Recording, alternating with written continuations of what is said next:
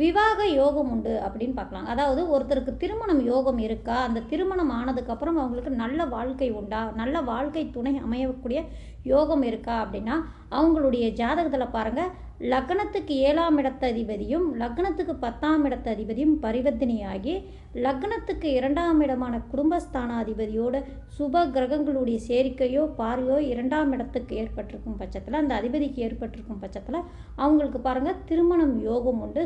திருமணத்துக்கு பிறகு அவங்களுக்கு வாழ்க்கை தரம் உயரக்கூடிய அமைப்பெல்லாம் உண்டுங்க. இந்த கிரக அமைப்பு இருக்கிறவங்களுக்கு திருமணத்துக்கு பிறகு யோகம் இருக்குது. ஒரு சிலரும் நாங்கள் சொல்லி கேட்டிருக்கோம் இல்லைங்களா, திருமணத்துக்கு ஆனதுக்கு அப்புறம் தான்ப்பா நல்ல வசதி வாய்ப்போட நல்ல மேல்மையெல்லாம் அடைஞ்சிருக்கேன் அப்படின்னா, திருமணத்துக்கு அப்புறம் தான்ப்பா நான் நல்லா இருக்கேன், திருமணத்துக்கு முன்பு நான் அவ்வளோவா இல்லை, திருமணத்துக்கு அப்புறம் தான் இவங்களுக்கு நல்ல வசதி வாய்ப்பெல்லாம் கிடச்சிருக்கு அப்படின்னு சொல்கிறாங்கல்ல, அவங்களுக்கு இந்த மாதிரி கிரக அமைப்பு இருக்கிறவங்களுக்கு தாங்க திருமணத்துக்கு பிறகு யோகம் உண்டாகக்கூடிய அமைப்பு உண்டு. நன்றி, வணக்கம்.